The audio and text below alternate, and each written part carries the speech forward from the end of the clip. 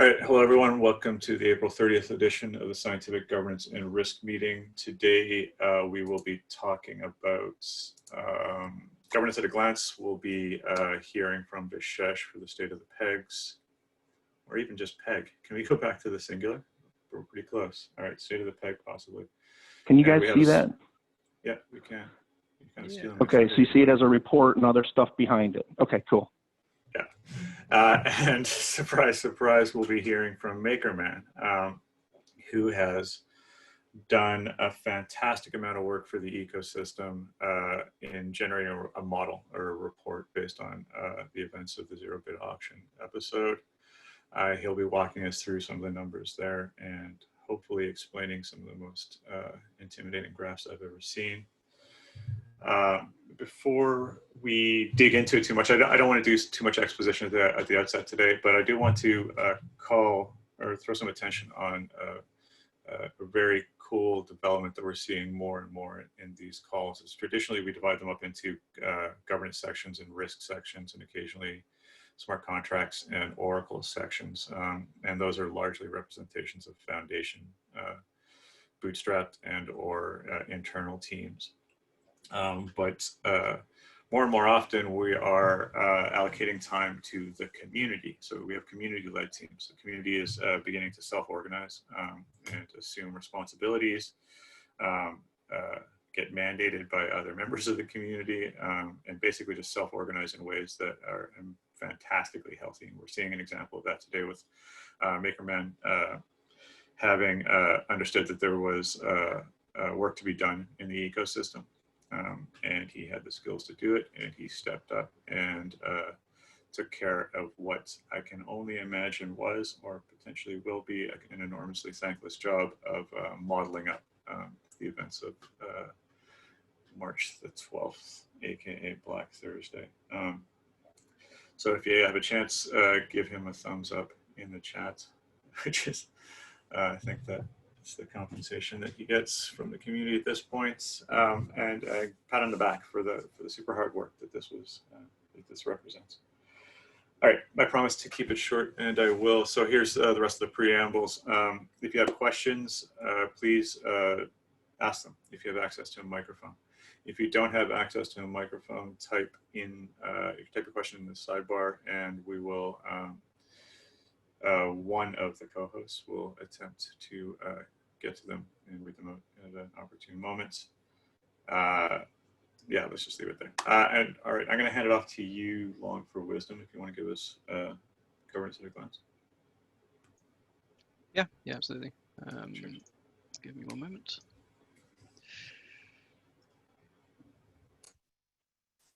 All right, cool. So, yeah, not to steal MakerMan's thunder, but like the biggest discussion going on the forum currently is discussion about the liquidation report, which he's going to present later. So, as one might expect, that thread has a lot of vault holders in it discussing possible compensation things. If more people from the sort of more core Maker community members want to comment in that thread, that might be beneficial.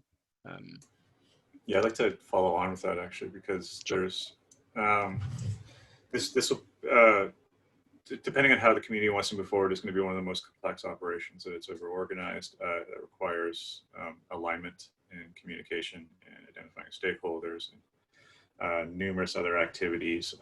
There was a tremendous amount of activity in the outset around this issue. Lots of opinions were raised, and it feels to me like the conversation might be narrowing down a bit, and that feels slightly alarming to me. So if you consider yourself a stakeholder in this issue, or even an interested third party, please consider hopping into this thread and making yourself known. Also, along the same lines as my previous speech about MakerMan, if you have skills that you believe you can bring to bear, I'm sure that those additional resources would be appreciated by that group. So please have a look at that forum tab. Back to you, Lon. Cool. Yeah, so I think Rich covered that fairly well. So the other sort of discussion that's cropped up is from Hexnaut or SamM discussing changing the stability fee structure.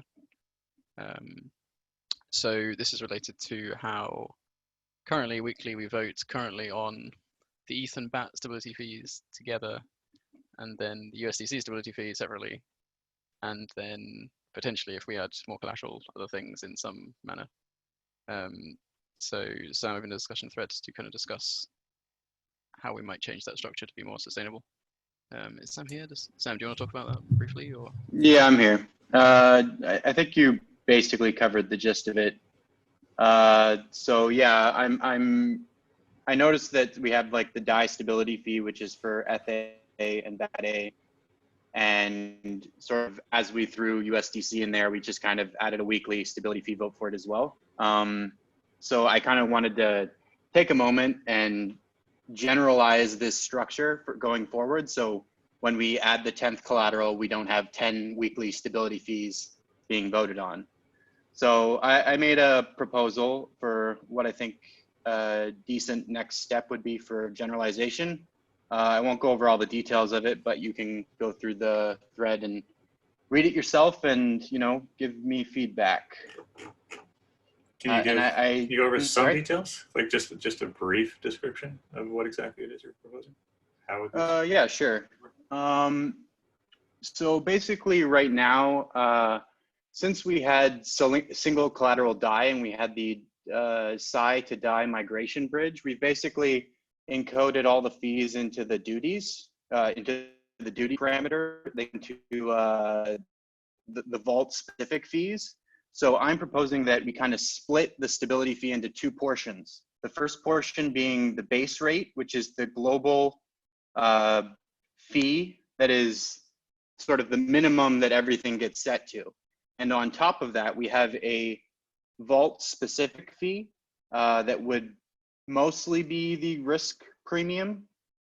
There's some discussion on whether it should be exactly the risk premium or if there's some other parameters that should go in there. But yeah, basically I kind of want to split it out so we're thinking about separate things, and the weekly DAI stability fee vote kind of remains, and we change that to the base rate vote. So for peg stability, week to week, we vote on the base rate, and the vault specific fees are voted sort of on a collateralization point, as well as sort of like if we need to change it based on risk premium. So there, in the end, I'm imagining there being one main vote for peg stability week to week, and that is the base rate. All right, well, I'm enormously engaged with this idea simply because it reduces my administration overhead by like 90%. So I love it. Let's just do it. No, I scratch all that. Don't just do it because I say so. Risk, have you had a chance to look at this, Cyrus? Like, or is it too early to present an opinion about feasibility? I mean, the idea is something that I think we've all been trying to veer towards for a long time now. So yeah, I mean, I definitely think it's a great idea. Interesting. All right, so it feels like this needs some more discussion, I guess. So please jump into that forum thread because this represents one of those. And just in terms of timelines, I'm planning on leaving the discussion open for maybe like a week or so. If everything's kind of settled, I'll move on to a signal poll. All right, cool. And maybe we'll dive into this again next Thursday. Maybe you can do a deeper presentation for us. That'd be really interesting. Yeah, sounds good. That also touches on one of my favorite bullet points recently is, and regular listeners will be familiar with intention versus implementation and the path from one to the other. So I like the fact that there's going to be a discussion for a week, moving into a poll, love it as well.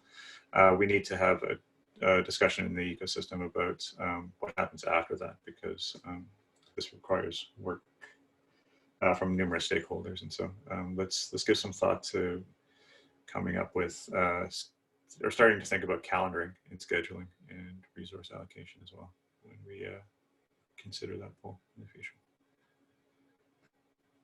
All right, thanks, Sam. I think it's back to you all.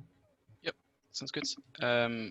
All right, so the other things I was going to cover were the like the polls, the consensus seeking threads generally. I think most all the polls are finished now. They usually happen this time, right? So does anybody know if the MIPS timing poll was successful? I didn't look. Does anybody want to Is Charles on the call?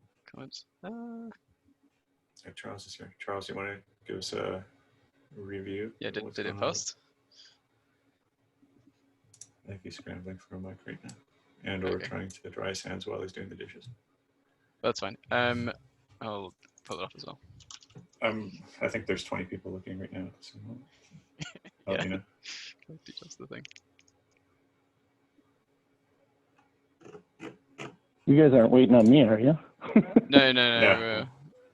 We're waiting for me to figure We're out. all watching a spinner in the vote.MakerDAO. Which yes, yeah. 86%. And I totally don't see chat because I just don't want to bring it up on my screen and have like this Okay. chat feedback loop and whatever. That's okay. That's good. So yeah. So the timing poll to proceed with MIPS notification passed. 29K maker to 4.5K maker. So that's good. And then I believe the WTC vote is still open. Is that right? Yeah. 20 hours left. Okay. Yeah. So if you haven't voted on the WBTC parameters that are currently on chain, then vote for those. All right. I think that was the main things I wanted to cover. Yeah. So feel free to carry on. All right, we will do just that then. So MakerMan, I'm going to turn it over to you. And you can walk us through your report. Okay, great. I hope you've read the report. If you have, then Well, actually, this is kind of before we jump in, okay. I just want to, yeah, sir. I know that you're just getting started, and I'm going to wreck your flow. Context might be necessary then. So if you want to explain how we got to this report and what issue we're addressing before we jump into the actual meat of it. You guys can still hear me? Yeah. Okay, good. All right. So I'll just say the basics. So we kind of know when it happened, 3/12, Black Thursday. I just sort of reported here what was the zero bids, so I have 1,461, almost 63,000 math to 320 vaults. And then basically when you look at the numbers, it cost the protocol 6.65 million, part of which was made off from liquidation fees on other auctions. And we did stuff, we immediately stopped the auction system from just kicking out bad stuff, and then changed the auction parameters themselves. We upped it to 300 and then changed I actually should have that in here, but I didn't. I presumed everybody knew what we did. But the key issue is that we upped it to 300 on the auction size, lot size. That thought would make this better for us. And then we adjusted in, we adjusted risk parameters and we added USDC that made more DAI liquidity. So, and afterwards, the community kind of responded. I think the one guy in auctions, he got liquidated. I think he said his BAT was liquidated. I don't know this for sure, but people responded by putting up interfaces so that people could participate in the auction system, and that seems to actually have helped. But I'm pre-leading myself here. So you guys finally signaled you wanted to do something. And I was in this from the start just because it's an interesting event. It really is your black swan. And you look at it and you go, what the heck happened and how can we do better? So it's going to be a good event in the end, I think, for us. But right now it's very painful. And then I just talk about, I got data. I was going to refer to all the data sets, and unfortunately I didn't, but they're already in the forums. You can find them. The first two, like Twicky did and Bobface did, and thank them both because they contributed. Twicky did most of the hard work. I wanted to look at the whole system because to understand what happens in a bad system, you kind of got to see when it's good. Nobody else talked about that, and so I was just trying to lay my hands on the data, and that's just what the analysis is saying here, is that I just divided up into natural sections, and then I'm going to just show you the guts of these auctions in these next figures, right? and then we can talk about them. A lot of this is in the blah, blah, blah, but I'm going to say it, okay? Here are the two figures. The first one's in time. And what you can see is the 113% mark, Maker basically got its full 13% and recovered its DAI liquidity. And with the red dots below, that's the percent collateral return, right? And so, and then you can look at the markets below that scatter around zero, like whether the keeper made or lost money relative to the market you want to look at the time. And you see the discontinuity at 312, 313, and then another one in 316, like when we kind of opened up and changed stuff. And I don't have the Ethereum chart on here. It's unfortunate. I really wanted to categorize this in the events, but it's difficult to present complicated data well with poor tools, and my tools were limited. So you can look at it in time and get a good feeling for what's good most of the time. And then you see the short times where it was really bad. How do you look at that? Well, you just break it down by auction number and just splay these all out. And you could have the time sequences on here, but you're really looking at this by auction number in mostly 312 to 313. And you can see what happened from like 760 is the first point where we started getting those zero bids and just letting the collateral go. Some keepers come back up online. You see the red line come up, the performance is improving, then just bam, again, another chunk of a whole bunch of them that flew out. When auctions came in, when keepers came in around 2,200, it started off pretty well. We were almost getting 20% again, and then just kind of went down, another discontinuity, bam, and then something else happens, because you can see it's like auctions are giving you back about 50, 60, 70, take your pick where you're looking at the line there, but the real tab number is the blue up in the 70 range. And you can see the chunks in that data that some keepers were just not able to get access to the network, but they were there to try and do it. I hate to be that guy, but can you just point with your mouse to the things you're talking about? Sorry, right here, yeah. Remind me. So it's right here, basically, right? So I'm going through this from here as it's good. Here's our first break. Here we come back. Here it's bad. We come up really good, and then you just look at the red line. It really tells you what's going on above. And then bam, down again with all of this. And then we go right here and then have the scatter in the auctions that I don't really understand. More analysis can happen here, guys. There's a lot of more information. Then it's just, auctions go down. I have a hard hit in terms of what happened here in terms of time. But by the time we get back out here, here's where it's back good again.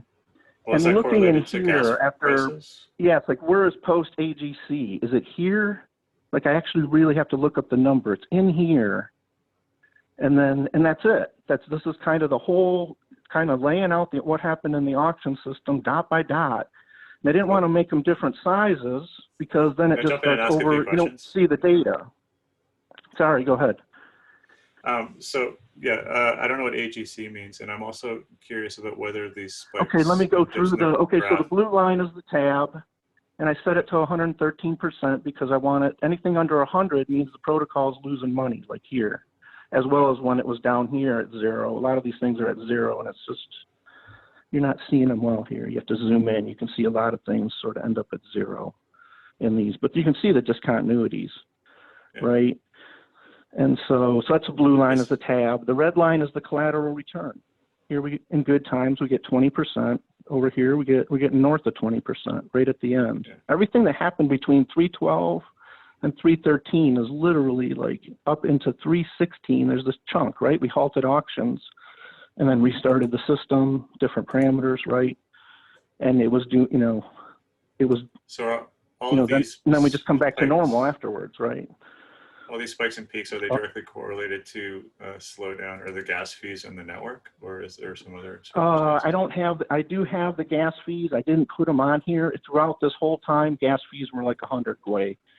It was really hard. Like I said, look, you have to look at the times on who could do what, when, at what block. I didn't do that analysis. That's a whole different beast in here. I hope somebody does it. Go ahead. The data's there. Really, you can see it on chain if you want, but you can pull it from the data sets. So this kind of frames the context of like what happened, and even when you got stuff up, what did you think you could get? right? So if you were thinking about what would you really liquidate in a fair auction system, what is it under severe liquidation stress and compression, right? As a user, I'm like, I read the stuff, I understood this auction performance in a black swan event, that's going to be, it could be $10 instantly. And if you're coming down fast on the OSM, it's going to liquidate you and you will get nothing back and the protocol will lose money. There's no ifs, ands, or buts on that. And I want to be clear about that. You look at the ETH moves on here and they're significant and strong in the periods that they're doing. It's like almost 25% each hour period or each, yeah.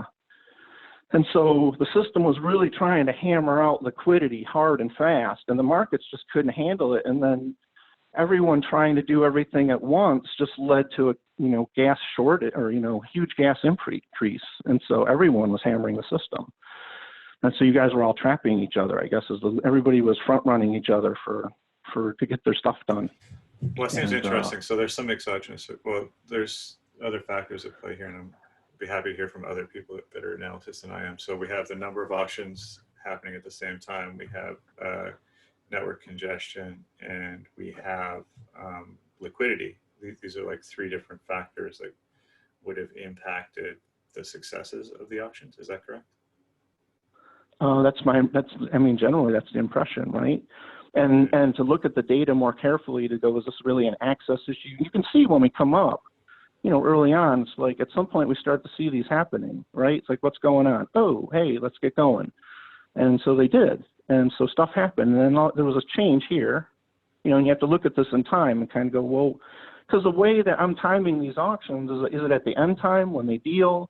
Is it when they initiate? There's a whole time period and even though at that time it was like 10 minutes, it is a period of time that stuff happens. And so what do you call the timestamp? Everybody tends to look at the deal time because that's when you can actually act on it and take advantage of the market, even though it will take you time.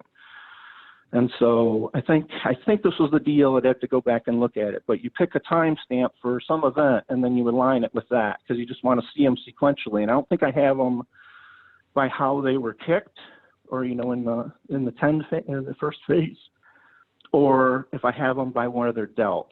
I don't remember. I'd have to look at that carefully. But did not look at that as an analysis point. I have the data for it. I have a data set that has that data, and you can pull it. Look at the block number. You'll never see when it goes out. But you'll see when it finally was confirmed. Unless you have mempool analysis, and I don't. So anyway, so that's kind of. This was just to get a good feeling for what does it look like when it's good. We know what theoretical is. And thank you, Maxlove, for giving me the right formula. I messed it up originally. It's 24 instead of 24.67 instead of 21% that I had. And it's up here. Like we're over it right now. And it's mostly because of the bigger, improved access. Somebody's overpaying on auctions for some reason. I go fathom it, Someone tell me why. I can guess. So it was just a difference. What's good times? Where is it difficult? What did we do when it got difficult? You see the red in here. When you kind of average it all out, it's like when it was good, it was like around 10-ish%. I don't know. It was just, and my question was just what happened? Can I get a look at it? And so that I was interested in this just out of the gate. And I knew every data point under here was a person. There's 320 vaults in this, and presume they're all people. So there's hundreds of people involved potentially on this whole onslaught. And so it's like, what had happened to them really? And I did my best to just kind of figure out what that was. And then, so that's what this is. And then I start breaking this down and doing some basic analysis, and here's just the totals for what happened to the system in each period that I picked. In the BT period for Black Thursday is kind of where all the action is, or the vast amount of it. You still see some losses even in the pre-AGC and post-AGC period. Like we should not be having auctions that are posting zero losses to the system at all. It wasn't that bad, but it was something. In periods where I think the markets were relatively stable, and I didn't look at that in detail. It's just noted it in the data myself and then presented it here. The biggest issue was collateral returned. You look at the end, and pick your period.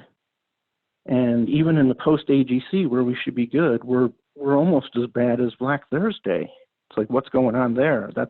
And that's why I broke it down. And I started looking into bids and basically just breaking them out by bid and then looking at kind of what I get as a result and an average. And these should be weighted averages. They're not. I'm just taking the numbers and then just averaging them as a number, just not weighting them by the volume that's going underneath of them. So it's just kind of a rough idea what's going on. And what I saw universally was the one bid auctions just nail us every time. Here. It's like 0% collateral return. Look at this tab efficiency. It's like 37. This is in Black Thursday, so of course it was horrible. Here, it's almost 113%. This is, of course, a good time. But still, the collateral return is 0% on these 61. Really, what happened there? That's when it was good. And then you go down here, of course, Black Thursday, the one bid was bad. But even here, afterwards, we have 122 returning 1.88%. With a tab efficiency of 95%, it means we lost money on some of those, actually in total. Then you go down to where it was supposed to be good again, and it kind of is. We get no one bid auctions. It's like, awesome. 1-2 bid, also awesome. But when we got it, it kind of sucked too. You know, tab efficiency 104, lower than all the rest, of course, not that bad. You know, off the OSM, discounted 30%, looks like. What whoop-de-doo. But we get 3 or more. And even then, out of these, we were only getting 12, 13, you know, up to 17 here. You know, you can average them all out again. You know, it's like there's some stuff going on here in the post AGC that needs to be looked at a little more carefully, right? And then I tried to break this down by lot size, because I could see just by looking at the auctions that the smaller lots typically were almost always doing as good or better. You know, this is skewed to be good for a smaller lot size. It means you can more easily bid up small auctions if you're already in there for a big auction with the die. And so it makes sense when you think about it. But then when you look at these 500s, all the 500s that went post AGC barely paid 3% back. You have to go look at all those. There's 76 of them out of 142. So there's some conclusions here, basically, that the one bid auctions suck. You know, you can argue, is 2 bid going to work? Well, I make a recommendation, but the point stands in the data, you know, and I try not to argue much with data, I just present it. Even during Black Thursday. I'm going to start interrupting you actually, because this is a huge data dump and there's a bunch of stuff going on here. So what do you mean by 2 bids? So are you suggesting that there should be, like, unless 2 people are bidding, the auction is invalid? The recommendation is that you want 2 different bidders, at least that, and then ideally 3 bids. And if you at least have that as a minimum requirement, it probably will get you. It looks like it'll give you a better result, but I didn't have the unique number of bidders at the time. At some point, I will get that data will come, you know, that we can add it to this data set in the analytics, and add more even beyond that we want. I just didn't happen to have it. I have the number of bids is just the sequence of the bid changes, and that's it. I just don't know who did them and how many, right? And you want that data ideally. And so I just looked at it from the number of bids that they received, basically, and then the lot size.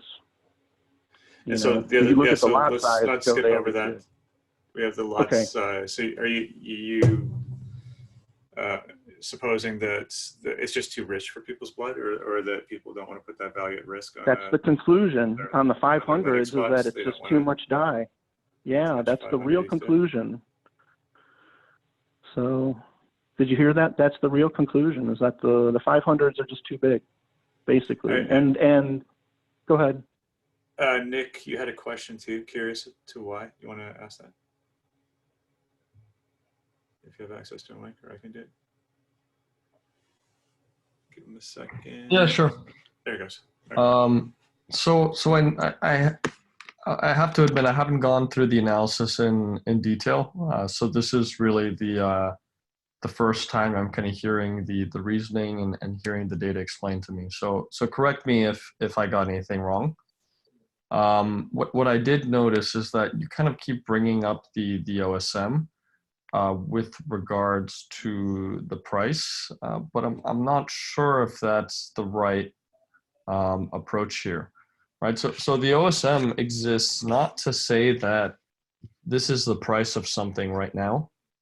I think the OSM, in my opinion, kind of just exists as like a buffer, right, in order to protect the system from Oracle attacks. It's not necessarily indicative of what the price of something currently is or should be to our best estimate. So why aren't you using kind of the medianizer price as a reference rather than the OSM? Okay, so I'll go back to the original, right? So I happen to add I had to do this by hand. If you get me a data set, it can be added to the data, no problem. I need a medianizer data set, marginalized to the right time points for the actual the points in the auctions themselves. I mean, and I only have two sets that follow that criteria, which was it happened to be the OSM. This is all on chain, right? And then Uniswap, which is effectively also on chain. And so you can use those two. I have both of those here. It was arbitrary what data sets. It was just what did I have at the time that I could use. And the first thing I put in here was the by hand CBP high and low hour marks. You know, so it is its own. If you look on here, this stuff, the light blue and the purple was kind of me all adding by hand the hour marks, and they're hour marks in a real fine time scale, right? And so ideally for the Black Thursday, this data is kind of like, whatever, you know, it's just here for its own complete sake because I used it before here, and then I kind of used it here after where the time grain starts to expand again. That it was reasonable to have some, that was one of the metrics. I have a whole bunch of them. Take your pick and give me the data for it, and it will add it. Was kind of my reaction to, you know, the OSM. I completely agree with you. It's not the greatest price to use. You really want a good market price, and medianizer would probably be ideal. I don't understand it that well, but if it's an average and a collective price, volume weighted, yeah, great. Give me whatever you got. I'll add it if you really want to see this better. Okay. I mean, I can send you that data, or I can at least send you a script if you want to be able to ensure like data integrity that you could run to collect the data. Both would be nice because then it can be audited. That would be great. Yeah, and more is better in this case. I always like to say less is more, but so. There's some interesting discussions happening in the sidebar, and I want to encourage people, if they have access to a microphone, to just jump in because, actually, let me finish. I have a couple comments. Let me finish, because the sidebar chat doesn't get captured. So if you want this stuff to go into the record, it's important that you jump on the mic, please. Okay. Sarah, go ahead. Yeah, I have a couple comments about the lot size. One is that potentially one other additional factor for the decreased efficiency could be the 6-hour TTL change. So the lot size and the TTL were both increased at the same time. It's hard to say how much each one is contributing to the decrease in auction efficiency. I think it's both, but I think it's hard to say which one is having more of an impact. So, well, I can comment on that right now with data. Sure. So go here, right? So go down to the 50 to 500 lot, the in between here, right? Doing it exactly the same way, the same time frame, and we're getting 11% in that range, right? And so those stand in the same time period. They have to by definition.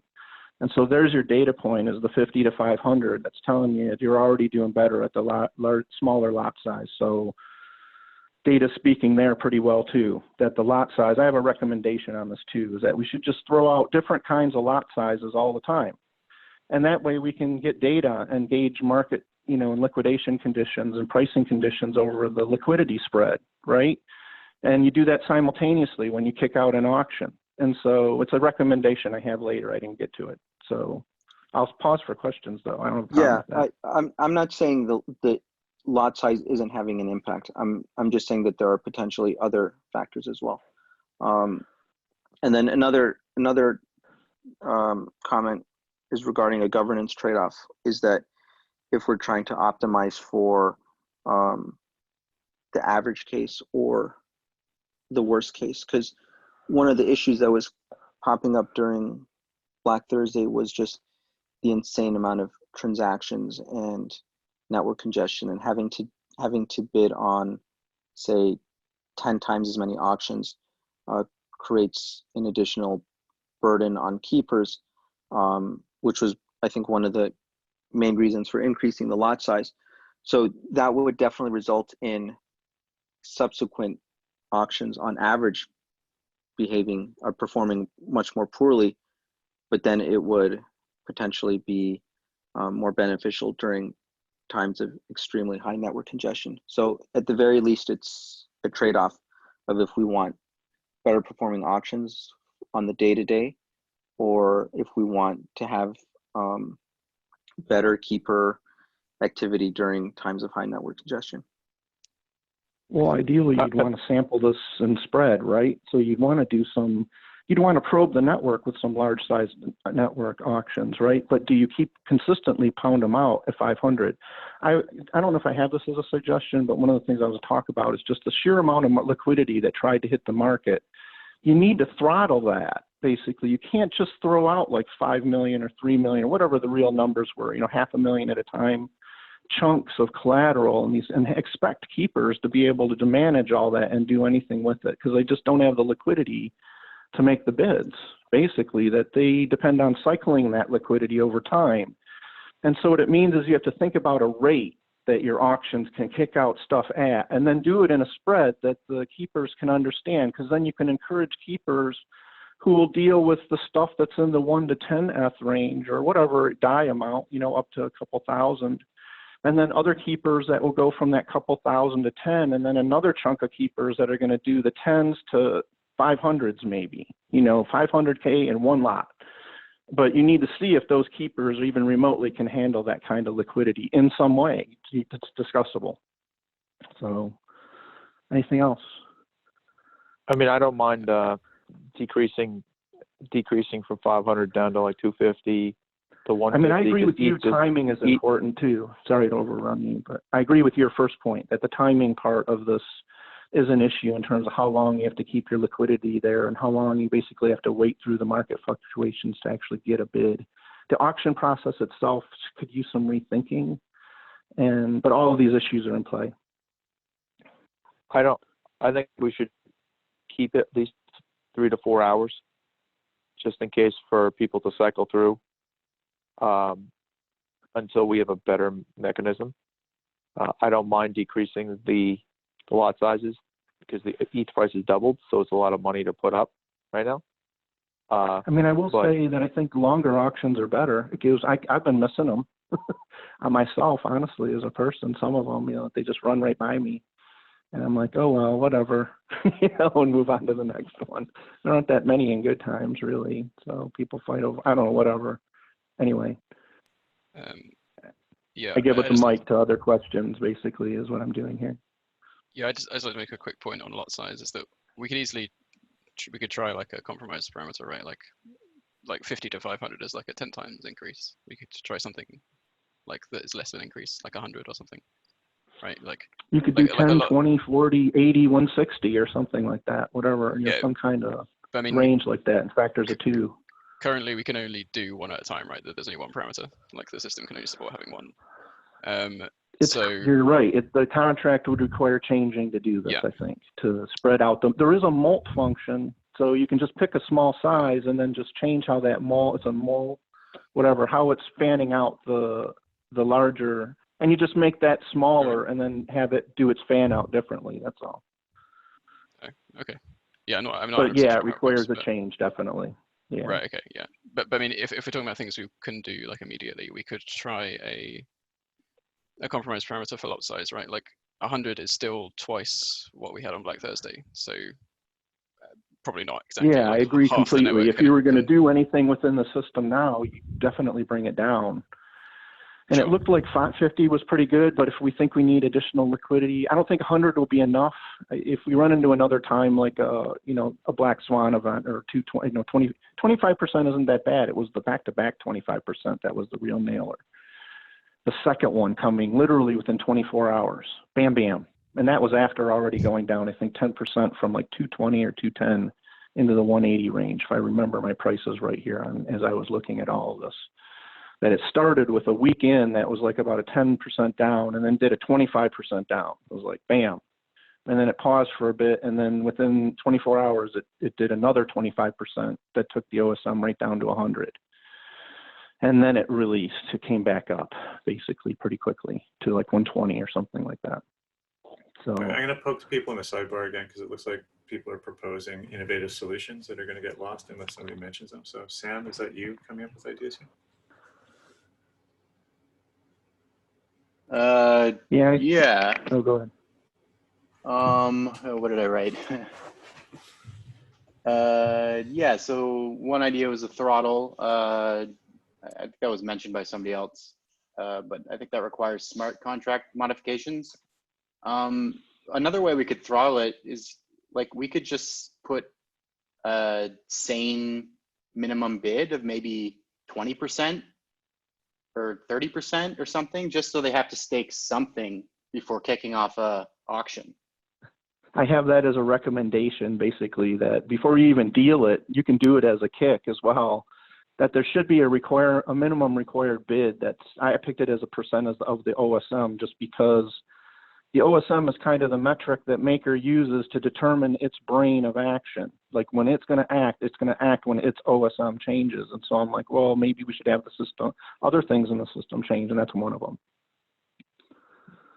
It's a minor change, though, LongForWisdom, regarding the smart contract change. Okay. If there is one, it's definitely a lot easier, I think, than putting in a only so much collateral can be auctioned at a time throttling mechanism. Yeah, sure, that makes sense. Yeah, Chris just linked to PR, but apparently that's been done. And I would encourage all the noodling on this, just put it in the forums, because I already knew this would spur, tons of discussions already forming around a number of the things in the report. So all this stuff is good stuff. We need it. Put it there. Yeah, and the more data, the better, I think, on the data and analytics. Just wanted to have some good conversations, and auditing but and everything. We're running out of time a bit. So sorry, Makerman, can we move back to your recommendations at the bottom of the thread? And then we can, okay, so I had the points here. You guys can read them. I have conclusions, so it was definitely auction performance was impaired. We can see it in the stuff.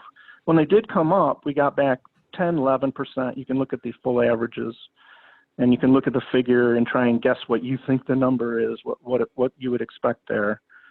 So basically, this is the performance was impaired. When we had more keepers, we got this. Pre-AGC period, there were still auctions, even after this event, that we had stuff in the 10 to 14% range. And in the post-AGC, we see all the stuff in there that you get 2 times as many bidders, or bids, at least the way I've defined it. We need to look at the bidders. And the lot size increases by about, a lot, 500%.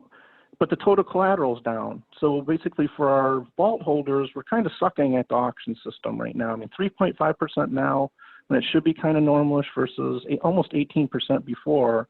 And that's even short of the 25% theoretical, but you kind of, I guess you could expect that. But you can also bin this, you could data average this in such a way as to make a graph of kind of how that's happening in the ranges.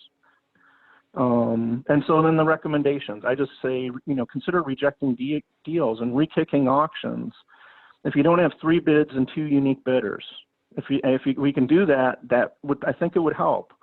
You can debate whether it would or whether it's gameable. That's a separate issue. I just have it as a recommendation. If the bid deal, so when you're going to deal this thing out, if it isn't at least some fraction of the OSM, you kick it right back into the bidding system, whatever you want to use. Like, don't let it go. That's a huge, unless you need to flag governance to say, am I going to let this one go or not? Because these should be accumulated and then reissued with some thinking behind them. Because if we're looking at like a third of market, there's a certain point, I have ideas on how to liquefy the system, but there's a certain point where price drop just kind of nails you, and there's nothing you can do about it, and or not much you can do about it. And then I just say, consider staggering and standardizing lot sizes. That you just kind of want to throw out lots of different sized stuff, and how you do that. And I just give an idea. You want to get a feeling for what markets will do for you at all times by staggering these lot sizes. So you can do that. If you can do that, you can sample your market by the size of the liquidity. And it'll tell you, it'll immediately give you statistics on system operation. So just a suggestion. I know it requires contract changes. I suggested we shouldn't go back. We should go back to 50. Like, it shouldn't be more than 50. It looks like, you know, given what we're seeing, but it's all debatable. This could be a time thing. It could be other stuff going on. We don't have enough data. I would completely agree on that. It looks like longer auctions do get more bids, though. And if you think, you know, you're getting more bids makes it better, it should, but then you can go back and look. We're not getting better bids in those bigger auction sizes, you know, and that data stands out itself. It's just whatever's going on in the bidding system. It's definitely related to lot size. Whether it's related to the new time element or not, it's unclear because we just didn't have big auctions back then. You know, and then I try to run this in a compensation analysis. I'm going to leave this. We can go, this will make this too long if I go into all of this, but I know it's probably the biggest topic. You just kind of ask, you go, what do you think the collateral return should be if you thought these auctions were impaired and that you were going to compensate, you're going to pick out people and do it. It's pretty simple. And when you think about it in Ethereum, it even becomes more simple. You can always reference it to a price somehow, but how you do that, you have to decide it and then run it through the data. I kind of refuse to do that, just given the number of scenarios I was already looking at, just looking at this from the collateral return deficit, basically. And so, you know, a lot of these, what you see is that the number of vaults is fixed, of course, because this is the 114 line is pretty much all the auctions that fit this criteria, the nominal collateral return. Anything that's 113 or under, by definition, should not get any collateral back, and these should all stay the same. This was kind of a sanity check of like my database and was I doing the right thing? And hence all these numbers scale. You can pick a percent in here and just multiply it by whatever, take this and divide it by 25 and then multiply it by whatever percent you want. You'll get the number in here. Same is true all the way up to here. It's only here that you start to get different auctions that fulfill I got my full tab, so the system made it's 13% off me, but I didn't get my collateral back. So you could argue the system already made 13% off of a number of people. You just take the differences here, right? That you're trying to make whole in this column. They paid the system their full tab. They just didn't get all their collateral back. And that's it. You go through here and you decide what you think. You can debate what you think the value of the ETH was at the time and what you want to do about that. And I did this only for ETH because it was already pretty consuming. I was looking at the data before I even had an idea I was going to have to do a report like this. I was just curious about it. And this finally formally evolved into this report and trying to get as much data as I could pack into it and then do what I could with it with my spreadsheet versus what I really need is a database that I can do queries on and just pull the stuff out and do graphs and everything's just clean and simple. I just don't have those tools. So this was just the compensation report. And then, you know, so you guys can go look at it, debate for yourselves what you think about it. You know, I kind of framed the poll percentage. You guys can debate that I did this 5% marks, 0, 0 to 5, 5 to 10, 10 to 15, 15 to 20, 20 to 25, above 25 should you even want to have that auction. Because when you go and you look at it, 0 is like, nope, not giving you nothing. You should have known better.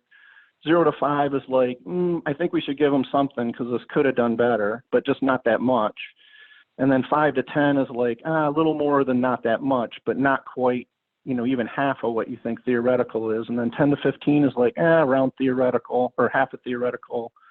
And then you go above that for different reasons. And they all seem to be kind of clear.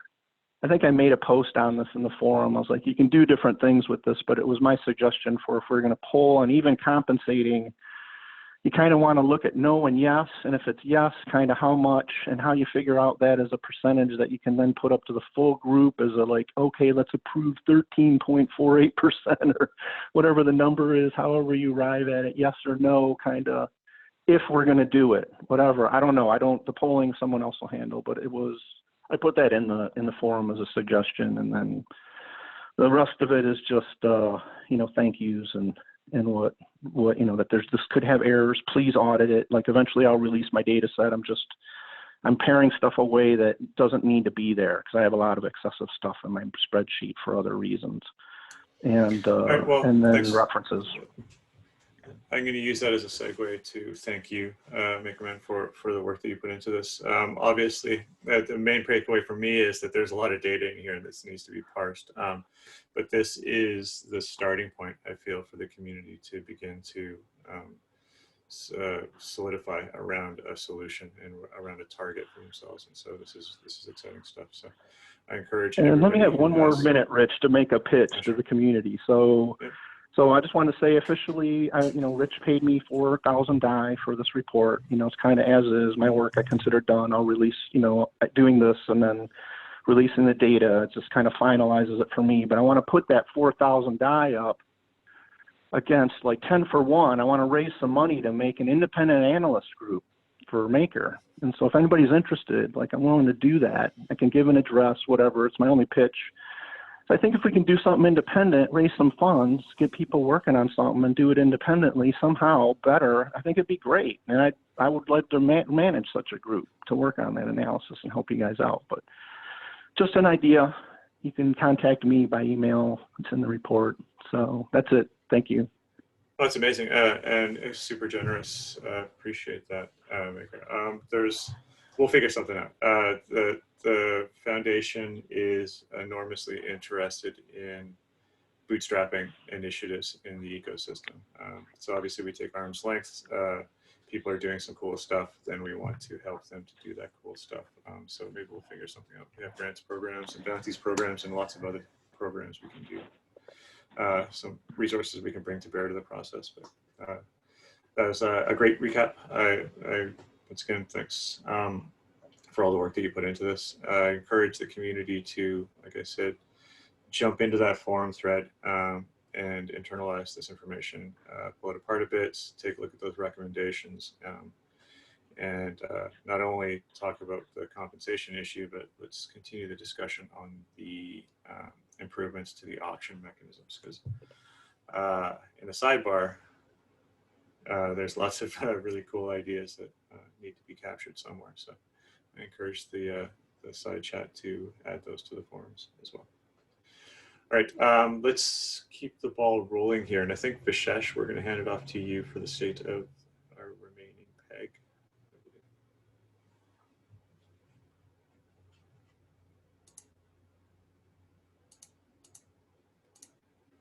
Did I surprise you, Vishesh?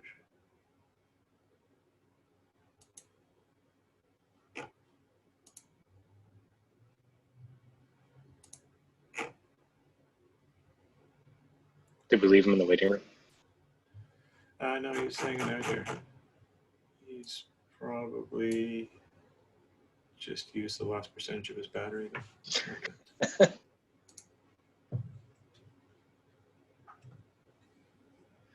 It's his mic. So we have two options right now: awkward silence or talk about something else, and be immediately interrupted by Vishesh because he'll have his mic. I choose awkward silence. All right, so if everybody can just turn on their mic and just we'll all silently stare at each other. Nobody's mentioned anything I about just wanted to add WBTC.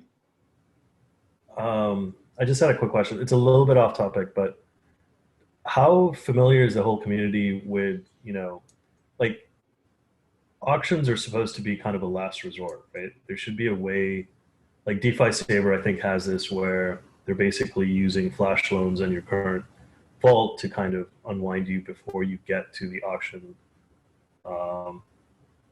So that would save the user 13% liquidation fees, right? Like, is everyone kind of familiar with this? I believe so. I think so. Yep. Personally. But I think that should be promoted as like, a useful way to kind of avoid the auction and avoid paying the 13% penalty fee. So, yeah, well, there's a larger discussion here, and I think that here, let me frame it for you. Why auctions in the first place? It's an interesting question. My understanding is this. The protocol is looking for the most efficient way to handle price discovery. And so the intention is that obviously auctions are an enormously efficient way of discovering price. The problem here is people have to use the auction for that to happen.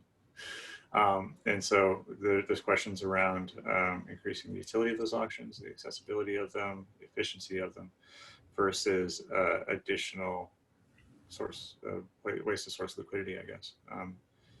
And I know that Lev is in the call, and I don't necessarily want to push him under this bus. But Yeah, I know that Lev's done some really deep thinking into the auction mechanisms, and he might be the person to speak. So my 2 cents are, if you have a small vault, you should be using those mechanisms to avoid the 13% penalty fee. But if you have a large vault, then you cannot use that mechanism because you would have gigantic price impact. If you're just kind of like automatically interacting with Uniswap and just pushing the prices around. So you would end up losing. Who's the you in your model, though? Is it like just an opt-in for the user or the protocol? The user who is opening up a vault. So that user, if they're opening up a large vault, should not use that automated mechanism because you'll end up probably losing more, and you should kind of rely on the auction mechanism that Maker has. But if you're a small user, then you can avoid those 13% penalty fees by just using something similar to DeFi Saver, where it automatically kind of unwinds you. I hope that makes sense to everyone. Yeah, and it's an idea that's been floated in various venues. I don't have strong opinions about it. I think I strongly agree with the thing that Akash said first, that in general, this doesn't seem to be discussed enough, is actually the CDP operator infrastructure. And it's just taken as a given that essentially these auctions are going to happen and that people are going to be subject to the prices that they get in the auctions. When in reality, I think, as Akash says, you could even make the case that really no auctions should really ever happen because a user is going to be hit with this very high liquidation penalty already, even if assuming the auction goes very, very well, and then obviously the auction might not go that well. And even the largest CDPs, on the market, they should in theory be able to get much less than a 13% off market for their collateral. So there's basically, you could even say that really no one should just be going, holding CDPs naked without any infrastructure that's going to avoid liquidation. So really, an auction happening is really some kind of disaster scenario where some technology has already failed before the auction has even started. And the auctions are not really intended to get good prices for users. They're really a backstop to protect the system. There's an argument that the liquidation penalty should actually be 100% in the sense that you never get any collateral back because you really, really screwed up if you've allowed it. If you allowed that to happen. I'm not actually proposing this as a policy decision right now, but I'm just saying this is a valid perspective on the system, that the auction is, essentially a piece of last resort infrastructure that at this point, the situation is out of the user's hands. There's no obligation to them anymore. I think for that reason, it's really important to develop and promote the development of CDP management infrastructure, whether that's these third-party services or smart contracts that you can delegate to that can basically rescue your CDP before it gets liquidated, or maybe even basically services where you basically hire someone to manage a CDP for you, or software, if you're adventurous, software that you run that will execute some trading strategy to self-liquidate your CDP under certain circumstances. All of those things is, like, in my opinion, everyone should be doing it, at least one of those things if you have a CDP. Otherwise, you're really just like, you're going to sleep and you're saying, I'm going to wake up tomorrow and all of my stuff will be gone because I basically technically screwed up. And I don't think that's right. There's a huge risk in the system. There's an expectation with the protocol that people need to actively and continuously manage their positions, but the users. That's the reason there's this very high. So the message should really be set by this very high liquidation penalty of 13%, which is saying essentially that this is not just a handy way of liquidating a position. Like 13% is crazy, right? It's really saying that basically you've really screwed up now, and we're trying to punitively discourage this. Which is why I would say to Akash's last point is that we need to make sure that there's solutions for large CDPs that can manage their CDPs before liquidation. And I don't agree that basically that the right thing for large CDP is just to let it go to auction. I mean, you could get a much better price than that, going to a over the counter to a market maker, or even just going on going on many exchanges. I mean, of course, that liquidity might not be atomically available on decentralized exchanges, but there's there's But you're people talking there. about best case scenarios, though, right? Like, would OTC and would liquidity providers have saved people heartache on March the 12th? Like, everything was ruined. Yeah, you would have definitely been able to liquidate at any point in March the 12th, probably any of these positions. It's certainly probably pretty nasty slippage for the in the grand scheme of things, but certainly probably less than 13%, and also definitely much less than what they actually got, which was zero. It's interesting. So will there be? Sorry, I do want to add another point, which is for large CDPs. I don't know if people are correctly kind of using all the tools available. So we noticed like a large CDP a couple of weeks ago, went on Coinbase, bought a lot of DAI, pushing the price extremely high.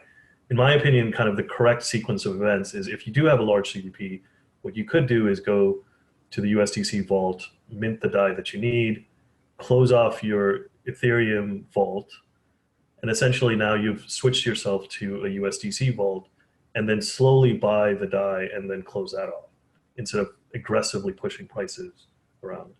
I don't know if that makes sense to everyone also. Yeah, I think this is a great point. I definitely agree about the general point of not using the tools available. On the specific example, I would say that actually, compared to CDP users that have gotten liquidated, that CDP user who did this in this event that you described was actually actually much more effective, right? Because I think if I remember correctly, they ended up paying maybe up to 1.04 or 1.05, so a couple cents premium over the kind of market before that for getting that DAI, which is much less than the liquidation penalty would have cost them. And also with this USDC play, they would then be stuck paying a stability fee for some period of time until they manage to close that position out. It would probably be a little bit more efficient, like maybe it would save a couple of cents on the DAI. But basically everyone who's getting liquidated is literally like 10 times worse than that. So I would the low hanging fruit to me is basically like, no one should be getting liquidated. Every liquidation should be examined as some kind of failure.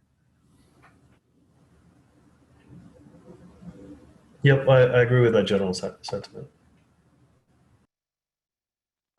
Yeah, I wanted to echo that as well, that the idea that we could have some form of automated vault management, liquidation protection system that people can buy, and maybe even third parties can provide through the system or independently. I like both, but whatever. The more the merrier on this, but we definitely, Maker should offer it itself. And however, I think all solutions should be encouraged on that. That I didn't get to look at that data, but what was clear was, I didn't get to say this at the end, it's like out of the 45 million that was liquidated, roughly at 13 million went through the Maker auction system itself. The rest of it kind of self-liquidated out there in the markets. I mean, a lot of this stuff went through other places. It had to have, and so I didn't even begin to look at that. And so, that would be an interesting thing, data pull and then analysis on as well, because we have vault holders that are here kind of like, hey, I self-liquidated vault 2288. Felix, I got you. That he was one who kind of nudged us a little bit, but he was one guy who self-liquidated and got about 13% of his collateral back, if I have them right. 5,500 turning into 560, 590. I think it was 590.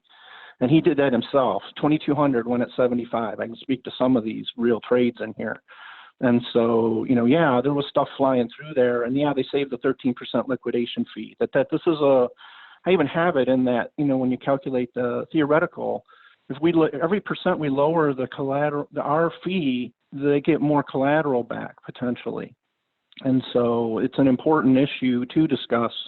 I think a fee is important. You have to have the right mechanics in the system. What that fee is, what you do with it, how you manage it, it's a whole different thing. That I also agree with Lev in particular that he's absolutely right. Every auction is a failure in the system for some participant. That is bad and needs to be avoided. We chewed through, like what I have it at, 120,000 F out of what was like around 2 million, I'm guessing. I don't have the exact number in my head at the time.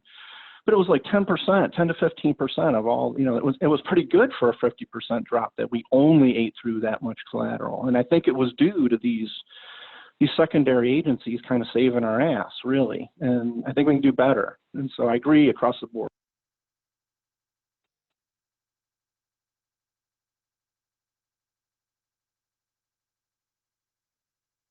Perfect timing, Vishesh. Yeah, that's all right. No, I just didn't want to interrupt the current conversation. Okay. All right. So I'll just share my screen here. Yeah. So to kind of touch on what's been happening, I mean, first things first. So I know we've got the vote going through about the dye supply, but I mean, the growth of the dye supply has continued the rate that we identified around the 19th. So that uptick did continue exactly the same pattern. So as called out, this is going to hit or is very likely to hit the 100 million mark. And that, appears to have been addressed now with increase in the debt ceiling. So as far as like what impact is that having and why not? So I know a lot of people have had a question of like, okay, with crypto, with ETH pumping so well, the question is what's the impact on the DAI price? What we saw basically was, around the start of the 29th, we saw this price like start to kind of level out and come down a little bit. And then sort of in that exact same time frame, ETH continued its run up.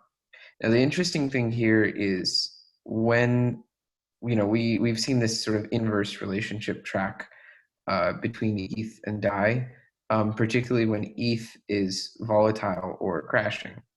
When ETH is rising, this and people have sort of confidence in the continued rise of that ETH price, we generally tend to see a reversion of that behavior. So the interesting thing to note here is there were a lot of trades at or below $1 right at that sort of moment that ETH started to jump on the 29th. So that makes sense, right? Because when people are bullish on ETH, when it's starting to jump, then you potentially see some selling of DAI and some purchasing of ETH, aka some leveraging behavior. And the DAI supply has been increasing, so all of that kind of adds up. What's interesting to note there is as the ETH price continued to rise, then the DAI trades started to happen at a little bit higher price. So we can sort of break that down as to why, but I'm also guessing that there were a fair amount of market makers that maybe picked up a little inventory as soon as it dipped. That would make a lot of sense. And so given all of the events and all the volatility that happened prior, it makes sense for a lot of market makers to have been cleared out of inventory. And for this sort of dip to have been an opportunity for some of them to repurchase DAI at a reasonable price. And, again, this is one of those moments where we'd love to talk to some market makers to get that data. But basically, if that was the case, then it would track in that it pushed the DAI price back up a little bit. The average is kind of still sitting at $1.15, but if we see some of the trades continue to trend like more at $1.005 or at $1, then this average would naturally come down over the next 24, 48 hours. That kind of behavior would make a hell of a lot of sense with what's going on with ETH, but there are certainly certain combinations of market conditions where it wouldn't necessarily need to come down. So it's a bit of a wait and see moment, given, a lot of people I think are in a wait and see holding pattern with ETH itself. And I think that trickles down to DAI because DAI is extremely responsive to general crypto market conditions, but ETH in particular. And so I think we'll have to wait and see what happens next. I wouldn't over-index on the current DAI price because this has sort of gone up and down in the same like 48-hour period, and so that data is going to be a little bit screwy, and you're going to want to give it a little time to cool down and level off to see what happens next. So I wouldn't necessarily, like, if anybody was getting alarmed that like, oh, DAI is staying, you know, at $1.01, it's not coming down, it might go back up, etc. Like, again, I would just urge a little bit of patience to wait and see what happens next, because ETH did just, you know, do a bit of a 180, and I think that's going to be throwing off the market a little bit. Now, the other point to be made here is if a lot of that trading activity when DAI dipped below was purchasing activity, that would be very interesting with the DAI supply increasing, which would mean that there's a lot of people that are sitting on DAI waiting to lever up at the right moment. Now, given the ETH price just increased, that waiting to lever up at the right moment would actually mean that they'd be waiting for ETH to come back down. And I think that's a fair point to consider here is, I sort of usually mention this whole easy come, easy go thing. So if ETH price has jumped significantly in a short time frame, I think I and a lot of people would be weary of that and wouldn't necessarily act on it, and might just be waiting for that to potentially level back down before they take any actions. So, you know, it doesn't necessarily make a lot of sense that, you know, the DAI supply has been continually increasing over the last week or two, but that the DAI price has not been continually decreasing, except if you consider that people have been minting that DAI, but not necessarily selling it. And the reason that they would not necessarily have been selling it is if they're sort of waiting for something to happen. They're stocking up on inventories to take some potential action, or they're just uncertain given the speed and frequency of ETH price changes, and they want things to level out a little bit before they take those actions. So these are all potential explanations for what's going on. But again, as always, we can only ever guess at people's reasoning. Okay, and then just to touch on, so total SAI is down to 10.2 million. Total DAI is up. So that is sort of resuming progress as normal, it seems, in terms of shutdown migration, etc. So I know there's a lot of other threads in context right now on like what happens with SAI shutdown, and so I'm not going to like touch that can of worms right now, but just the point in terms of the total supply out there is kind of resuming a more normal state post Black Thursday events. So I think that's a good indicator. And yeah, in terms of utilization, so the DAI from ETH utilization, 98%. The DAI from USDC, there's 823,000 DAI from USDC with the current debt ceiling of 20 million. So that's a pretty small bucket right now. And I think that makes a lot of sense given that it's just the more expensive option at the moment, given the sort of emergency parameters, and given the fact that there's not a huge need right now for that sort of minting and selling of DAI from USDC for auctions, liquidations, etc. Okay, so I'm gonna pause it there, and then if there's specific things that people want to double click on, we're happy to chat about that.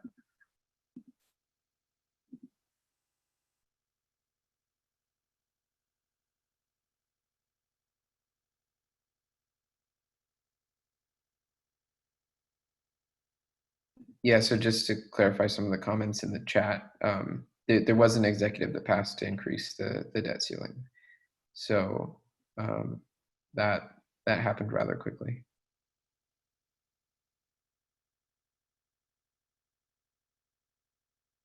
I don't think there's any other relevant questions that I need to answer here in the chat, but if I missed something, let me know. Yeah, it doesn't feel like it. If this is the last chance to ask, if you want to hop on the mic. Otherwise, I'm going to wrap things up a bit. Thanks, MakerMan, once again for that awesome presentation. Lots to digest.